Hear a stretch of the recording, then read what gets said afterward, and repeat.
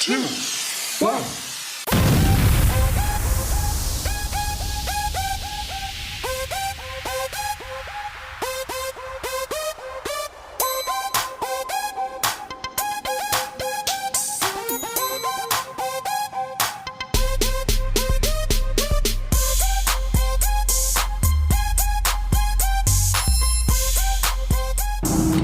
Halo semuanya, perkenalkan nama saya Olivia Teddy Rahayu. Saya Salika Jessica.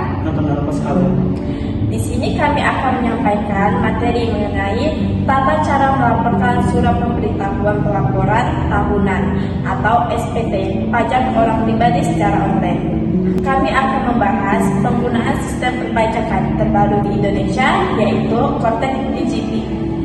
Kami akan membantu untuk setiap tahapan secara runtut dari awal sampai selesai. Mari kita bahas. Pentingnya melaporkan pajak tepat waktu. Setiap warga negara yang memiliki penghasilan kena pajak wajib melaporkan pajaknya kepada negara. Laporan ini wajib disampaikan 1 kali dalam setiap tahun. Batas waktu pelaporan untuk wajib pajak orang pribadi adalah 31 Maret tahun berikutnya. Dengan melaporkan pajak tepat waktu dapat menghindari sanksi denda administrasi. Dengan melapor secara online memberikan kemudahan yang sangat besar. Tidak perlu lagi mengantri di kantor pelayanan pajak. Sekarang kita bisa melakukan pengisian formulir dari rumah atau dari kantor tempat kerja. Sistem Cortex DGP dirancang untuk mempermudah proses ini melalui integrasi data yang sangat baik. Validasi identitas pajak. Sebelum masuk ke dalam sistem pelaporan, pastikan status identitas pajak Anda. Pemerintah Indonesia menetapkan kebijakan pengintegrasian nomor induk kependudukan dengan nomor pokok wajib pajak. Lakukan validasi ini terlebih dahulu. Jika nik kamu belum terintegrasi, kamu akan mengalami kendala saat masuk ke portal Cortex. Validasi ini bertujuan untuk menyederhanakan administrasi sehingga hanya perlu mengingat 1 nomor identitas saja untuk semua keperluan. Periksa status integrasi ini melalui situs resmi perpajakan sebelum memulai langkah pelaporan. Tahapan persiapan dokumen pendukung. Sebelum membuka situs resmi perpajakan, siapkan beberapa dokumen. Banyak orang mengalami kegagalan atau kebingungan di tengah jalan karena tidak menyiapkan dokumen terlebih dahulu. Berikut beberapa dokumen penting yang harus ada saat melapor. Dokumen pertama adalah bukti pemotongan pajak penghasilan. Jika kamu berstatus sebagai seorang karyawan atau pegawai, kamu wajib meminta bukti potongan ini kepada bagian keuangan di tempat kamu bekerja. Untuk karyawan swasta, formulir ini dikenal dengan nama formulir 1721A1.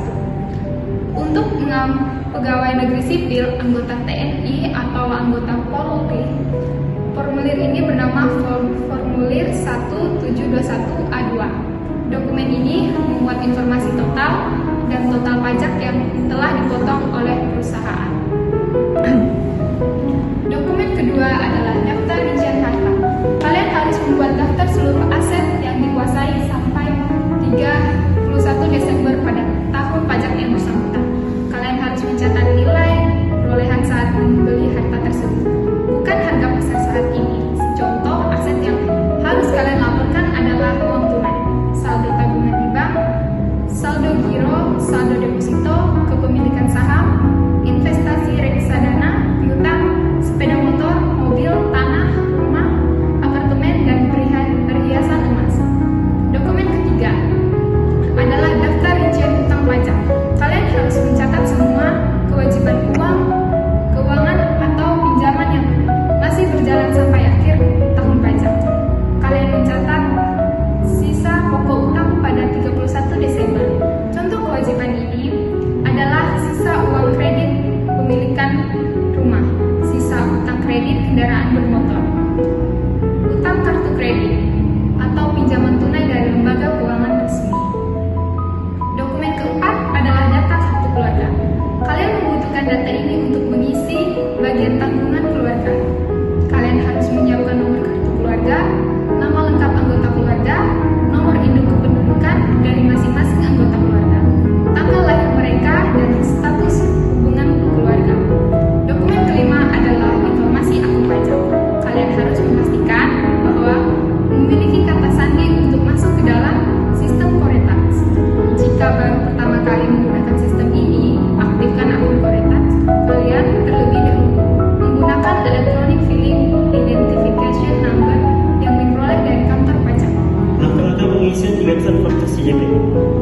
ini kita akan masuk dalam inti pembahasan mengenai langkah-langkah teknis pengisian secara online.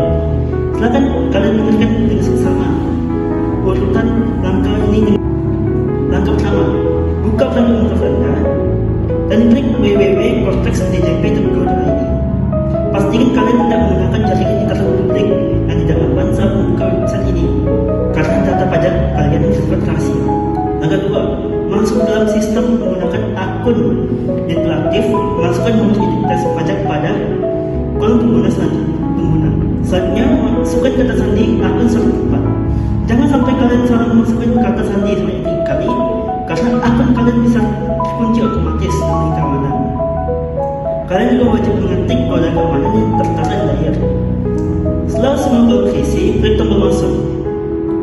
Langkah ketiga, kalian akan menuju halaman utama atau dashboard akun kalian. Di sini kalian akan melihat rangkuman profil pajak kalian. Pilih menu surat pemberitahuan pada halaman utama tersebut untuk mulai proses laporan. Langkah 4, masuk ke halaman pengelolaan dokumen pajak. Pilih nomor surat pemberitahuan, lalu klik tombol konsep SPT. Tombol ini menginisiasikan pembuatan dokumen laporan baru. Langkah 5, pilih opsi PPh orang pribadi pada layar pilihan jenis pajak. Kemudian klik tombol lanjut pilihan. Ini pastikan bahwa formulir yang akan kalian isi adalah formulir untuk individu, bukan kepada hukum atau perusahaan. Langkah ke-6, pilih jenis SPT tahunan sesuai dengan profil pendapatan.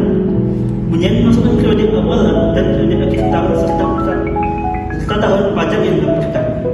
Jika sekarang adalah tahun 2006 dan kalian melaporkan kewajiban tahun lalu, maka pilih tahun pajak 2025. Langkah 7, periksa kembali pilihan tahun tersebut, lalu klik tombol lanjut untuk meneruskan proses. Langkah 8, sistem akan menanyakan status laporan kalian. Pilih opsi normal jika kalian baru pertama kali menyampaikan laporan pajak untuk tahun tersebut. Pilih opsi keunggulan jika kalian sebenarnya sudah pernah mengirimkan laporan untuk tahun tersebut, namun kesalahan data dan ingin perbaikinya. Jika memilih opsi pengumpulan, kalian harus masukkan urut pengumpulan dimulai dari angka 1. Langkah ke-9, klik tombol konsep SPT. Sistem akan memproses permintaan kalian dan membuat draft formulir elektronik yang baru yang masih kosong. Langkah ke-10, lihat daftar draft laporan kalian di layar. Klik icon pensil yang berada di kolom aksi untuk membuka dan mulai mengisi data formulir secara lengkap. Langkah ke-11, manfaatkan fitur modern dari sistem Cortex. Klik tombol posting supaya sistem memasukkan data bukti potong secara otomatis. Dengan basis data Menteri Kerja di seluruh Indonesia, jika perusahaan sudah melakukan pajak kalian, data tersebut akan langsung muncul di layar tanpa perlu Anda ketik secara manual. Langkah 12, teliti ulang semua data penghasilan kekayaan yang muncul di layar. Kalian tidak boleh melewati tahapan ini. Cocokkan data yang muncul secara otomatis di layar dengan lembar fisik bukti potong formulir 1721 A1 atau A2 yang kalian pegang. Periksa kembali nilai gaji potong biaya jabatan, iuran pensiun, dan nilai pajak yang dipotong sudah sama persis. Langkah 13, ubah data secara manual apabila ada keliruan atau data yang kurang. Jika perusahaan belum melaporkan atau ada bukti potong dari transaksi lain bermaksud, kalian harus menambahkannya sendiri. Klik tombol tambah data, lalu masukkan PWP pajak, nomor bukti pemotongan, nama pemotongan pajak, jenis pajak, dan nominal uang yang dipotong. Mengisi komponen penghasilan lainnya.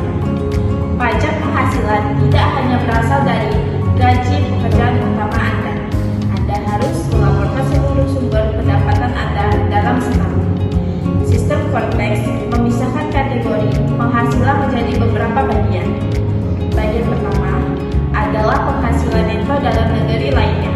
Bagian ini mencakup keuntungan dari penjualan aset, hadiah dari perlombaan, honorarium di luar gaji tetap, atau keuntungan dari kemitraan usaha.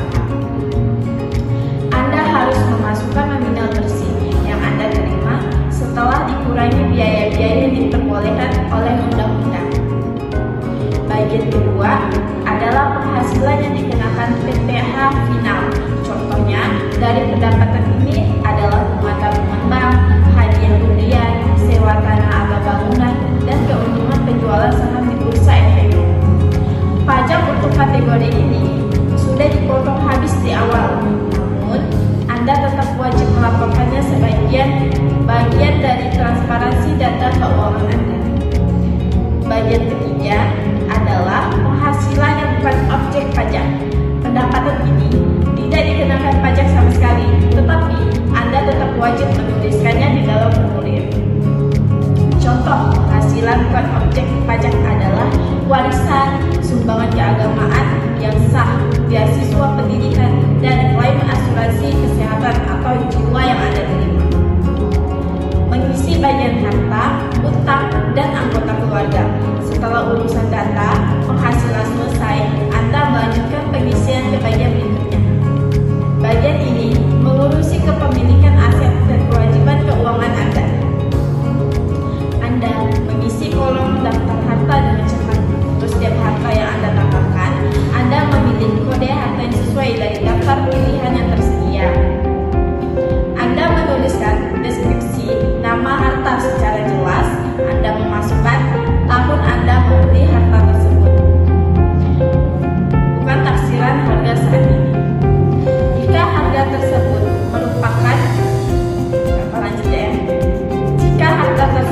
merupakan pemberian atau warisan, Anda memasuki nilai pasar saat harta tersebut Anda terima. Selanjutnya, Anda bergeser ke bagian daftar utang. Anda memasukkan data kewajiban keuangan yang Anda miliki. Anda memilih kode utang yang tepat. Anda menuliskan nama instansi penyedia pinjaman secara jelas. Anda memasukkan alamat lengkap lembaga tersebut. Anda mencantumkan tahun saat Anda pertama kali mengambil pinjaman tersebut. Anda memasukkan sisa jumlah pokok utang Anda per tanggal 31 Desember. Jangan memasukkan jumlah bunga utang, hanya sisa pokok pinjamannya saja. Setelah itu, Anda menuju ke bagian daftar anggota keluarga dan tabungan. Anda memasukkan nama anggota keluarga yang hidup dalam satu rumah tangga dengan Anda dan menjadi tanggungan hidup Anda. Anda memasukkan nomor induk kependudukan mereka dengan benar. Status tanggungan ini sangat krusial karena menentukan nilai penghasilan tidak kena pajak Anda. Pastikan status ini mencerminkan kondisi Anda pada tanggal 1 Januari tahun pajak yang bersangkutan. Dari mana tadi? Setelah itu, Anda menuju ke bagian daftar anggota keluarga dan tanggungan. Anda memasukkan nama anggota keluarga yang hidup dalam satu rumah tangga dengan Anda dan menjadi tanggungan hidup Anda. Anda memasukkan nomor induk kependudukan mereka dengan benar. Status tanggungan ini sangat krusial karena menentukan nilai penghasilan tidak kena pajak Anda. Pastikan status ini mencerminkan kondisi Anda pada tanggal 1 Januari tahun pajak yang bersangkutan.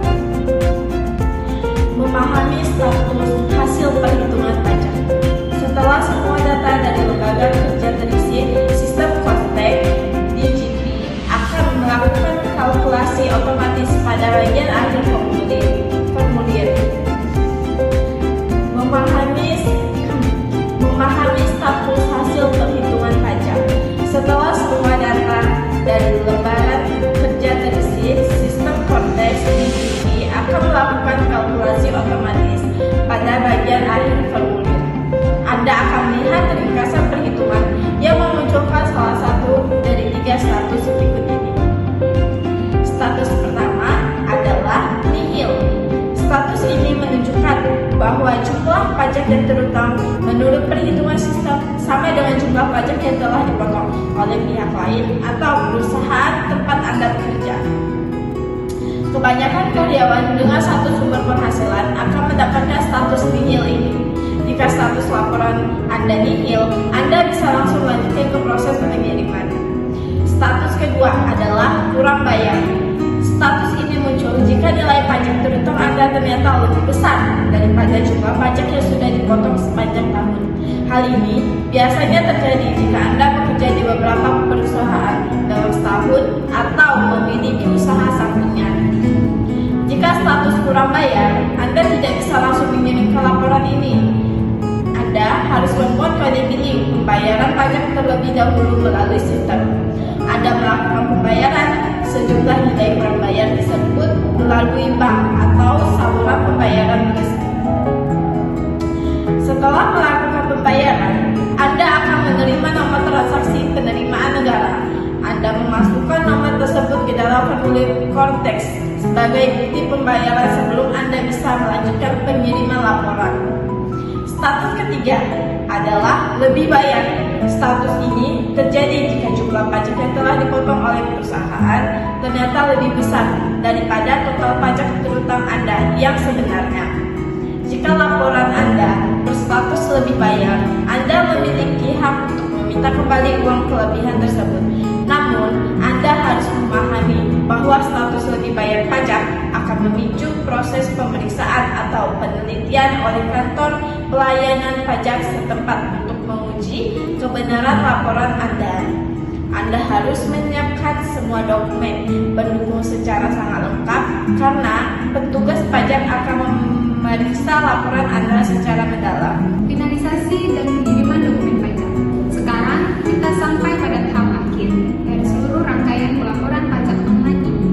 Langkah 14. Anda mengklik tombol simpan setelah memastikan semua data dari bagian awal sampai bagian akhir sudah benar dan sesuai dengan kenyataan.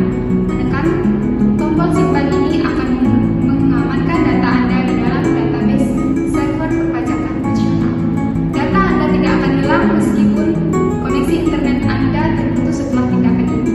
Langkah 15. Anda mengklik tombol konfirmasi tanda tangan untuk mengirimkan laporan pajak Anda secara resmi. Layar komputer Anda akan menampilkan jendela baru yang berisi pernyataan singkat. Pernyataan tersebut menegaskan bahwa seluruh informasi yang Anda sampaikan dalam formulir ini adalah benar, lengkap, dan jelas. Anda wajib membaca pernyataan tersebut dengan teliti. Jika Anda setuju, Anda memberikan centang pada kotak persetujuan yang disediakan. Setelah Anda memberikan persetujuan, sistem akan meminta Anda memasukkan kode verifikasi atau token keamanan. Anda mengklik tombol permintaan kode verifikasi, sistem Cortex secara otomatis akan mengirimkan kode rahasia tersebut ke alamat email Anda yang sudah terdaftar atau melalui pesan singkat ke nomor telepon seluler. Anda menyaring kode verifikasi yang berupa kombinasi angka dan huruf tersebut. Anda kembali ke halaman portal Cortex, lalu mengetik kode tersebut ke dalam kolom verifikasi yang tersedia. Setelah kode verifikasi terkirim dengan benar, Anda mengklik tombol kirim SPT. Sistem akan memproses pengiriman dokumen Anda dalam waktu beberapa detik. Jika proses berhasil, layar portal akan menampilkan notifikasi bahwa laporan Anda telah sukses terkirim. Selanjutnya, penerimaan bukti elektronik dan penyimpanan arsip. Sistem Cortex DGP kemudian akan mengirimkan dokumen bukti penerimaan elektronik ke alamat email Anda. Dokumen ini juga bisa Anda unduh langsung dari dashboard akun Anda. Bukti penerimaan elektronik merupakan tanda terima resmi yang sah dari negara. Dokumen ini membuktikan bahwa kalian telah memenuhi kewajiban melaporkan pajak kalian untuk tahun pajak yang bersangkutan. Anda wajib mengunduh dan menyimpan dokumen bukti penerimaan elektronik ini dengan baik di perangkat penyimpanan digital Anda atau mencetaknya sebagai arsip pribadi Anda. Arsip ini akan sangat berguna di masa depan jika kalian memerlukan verifikasi pajak untuk keperluan administrasi lain, seperti pengajuan kredit perbankan atau pembuatan visa perjalanan. Jangan menghapus file dipotong dan bukti penerimaan ini agar kalian mudah melakukan penelusuran jika sewaktu-waktu diperlukan oleh otoritas pajak. Demikian seluruh rangkaian materi mengenai tata cara melaporkan pajak secara online melalui sistem Cortex DGP. Proses ini sangat mudah, efisien, dan transparan langkah dengan benar dan menyiapkan semua Demikian seluruh rangkaian